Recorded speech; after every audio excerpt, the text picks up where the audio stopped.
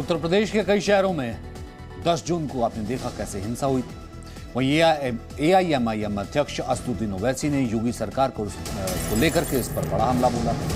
प्रयागराज में एक्शन पर ओवैसी ने कहा कि योगी सुपर चीफ जस्टिस हो गए हैं, किसी का भी घर तोड़ देंगे। ओवैसी ने साथ ही कहा कि ये कलेक्टिव सजा दी जा रही है।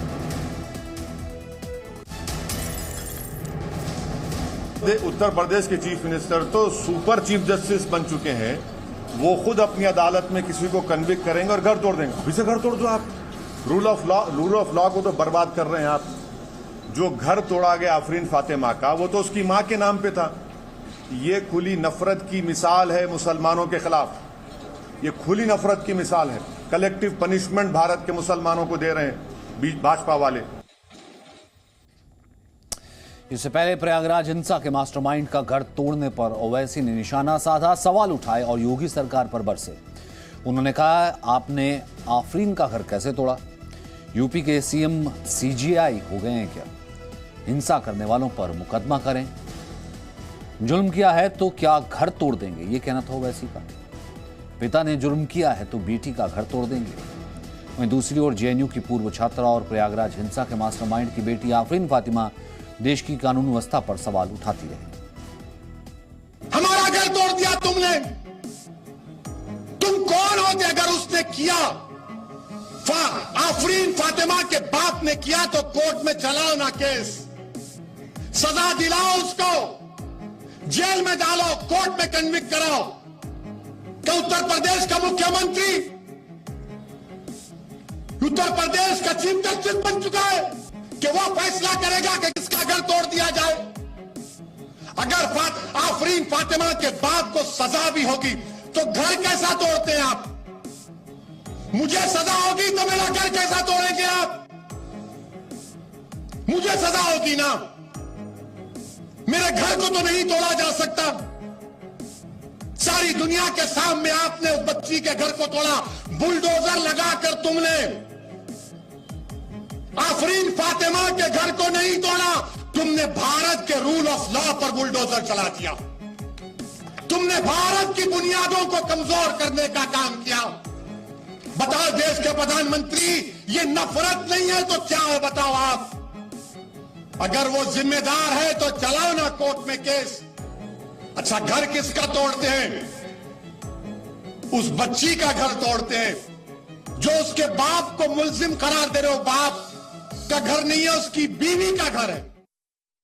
क्योंकि आज हम जब उतरे हैं CAA NRC की वजह से उतरे हैं, लेकिन सिर्फ उसके खिलाफ नहीं उतरे हैं। CAA NRC के बाद हम रियलाइज करते हैं कि हमारा कोई भरोसा ही नहीं है किसी चीज पे। ना हम सरकार पे भरोसा कर सकते हैं, ना हम सुप्रीम कोर्ट पे भरोसा कर सकते हैं। ये वही सुप्रीम कोर्ट है जो आज पता चलता है कि अफजल गुरु का पार्लियामेंट अटैच में कोई हाथ नहीं था। ये वही सुप्रीम कोर्ट है जो कि पहले बोलती है कि बाबरी मस्जिद के नीचे कोई मंदिर नहीं था, ताला तोड़ना गलत था, मस्जिद गिराना गलत था, और फिर बोलती है कि यहाँ पे मंदिर बनेगा। तो हमको सुप्रीम कोर्ट से ना कोई उम्मीद है। तो Prayagraj to Kanpur action non stop हो रहा है। शायद तभी लिए कहा जा रहा है कि हमें तो अब देश पर ही भरोसा नहीं है, जुडिशरी पर भरोसा नहीं है। वैसे कहा जाता था कि संविधान सबसे ऊपर है।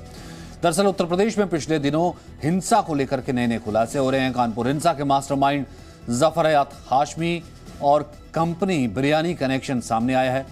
वहीं प्रयागराज हिंसा से एक दिन पहले तक 300 नंबर्स का प्रयोग किया गया, 300 नंबर चलते रहे।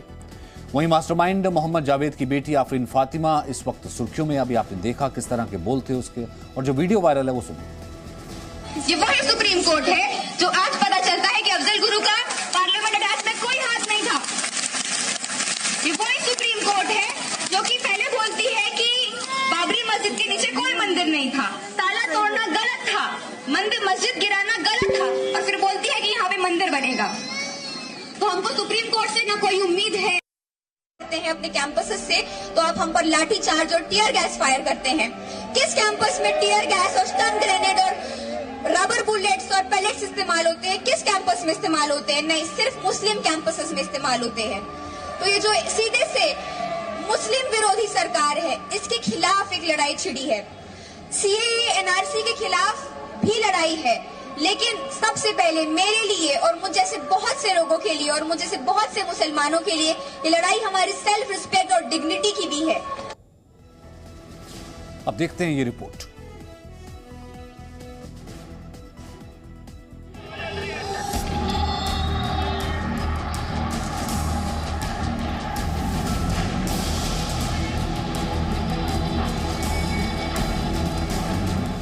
कानपुर में हिंसा का बड़ा प्लान।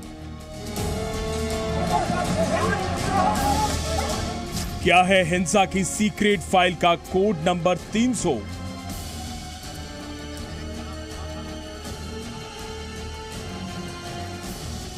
कानपुर में हिंसा के लिए रची गई बड़ी साजिश।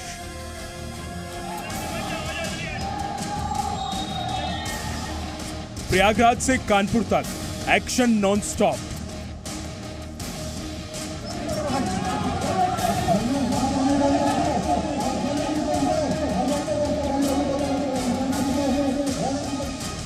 ये है नुपुर शर्मा, बीजेपी की वो पूर्व प्रवक्ता जिनके एक बयान से ऐसा घमासान शुरू हुआ कि देश के अलग अलग हिस्सों में विद्रोह की आंधी आ गई। पैगंबर मोहम्मद पर नुपुर शर्मा ने बयान कह दिया कि धर्म की आड़ में साजिशकर्ताओं ने शहरों में तबाही मचाना शुरू कर दिया। यूपी के अलग अलग शहरों में जमकर हिंसा हुई। कानपुर में धर्म का सहारा लेकर साजिश रचने वालों की एक एक कहानी अब सामने आ रही है और अब इन सब पर कानूनी एक्शन के साथ चल रहा है बुलडोजर।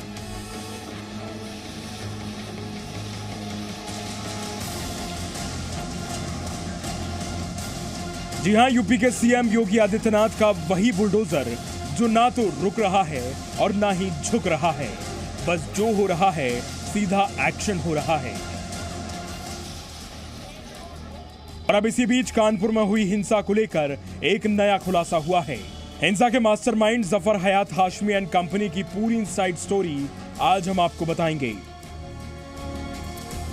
दरअसल हिंसा की जांच में जुटी एटीएस यानी एंटी टेररिज्म स्क्वाड और एसआईटी ने 3 जून को नई सड़क पर हुई हिंसा मामले में मास्टरमाइंड जफर हयात हाशमी समेत उसके 3 यूट्यूब चलाने वाले साथियों जावेद अहमद, मोहम्मद सुफियान और मोहम्मद साहिल के साथ बंद कमरों में पूछताछ की। करीब 7 घंटों की पूछताछ में इन सभी ने कई बड़े खुलासे किए हैं। एटीएस और एसआईटी को हयात एंड कंपनी से पूछताछ में पता चला है कि कानपुर में उपद्रव कराने के लिए उन्नाव जिले से भीड़ बुलाई गई थी और बाजार बंदी में शामिल होने के लिए सैकड़ों लोग उन्नाव से कानपुर पहुंचे थे और ये सब एक साजिश के तहत किया गया था।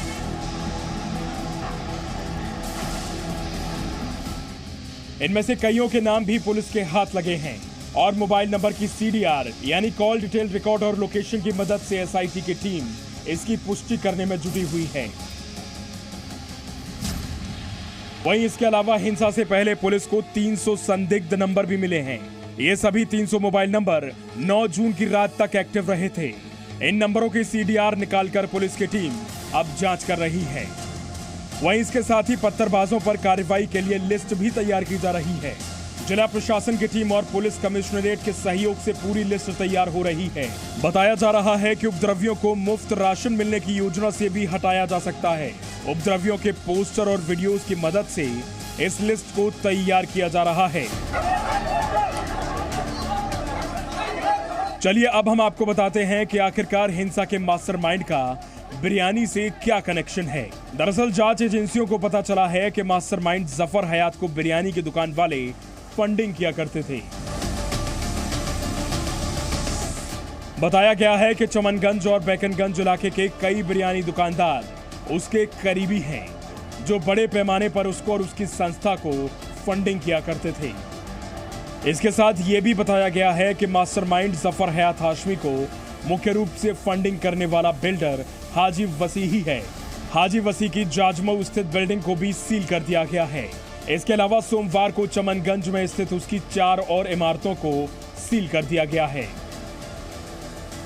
इधर पूरे मामले पर जब योगी सरकार का बुलडोजर वाला एक्शन शुरू हुआ तो एआईएमआईएम के अध्यक्ष असदुद्दीन ओवैसी भी अदालतों की कार्रवाई और यूपी के सीएम योगी आदित्यनाथ पर सवाल खड़े करते नजर आए। तो फिर बंद कर दो अदालत को, ताला लगा दो अदालत को।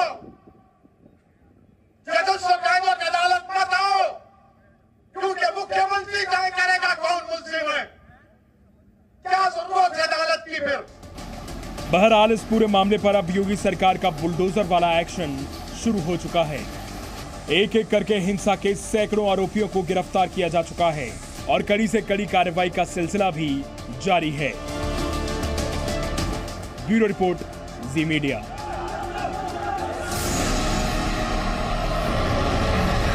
Presenting B News app, available on Google Play and App Store. Download it now.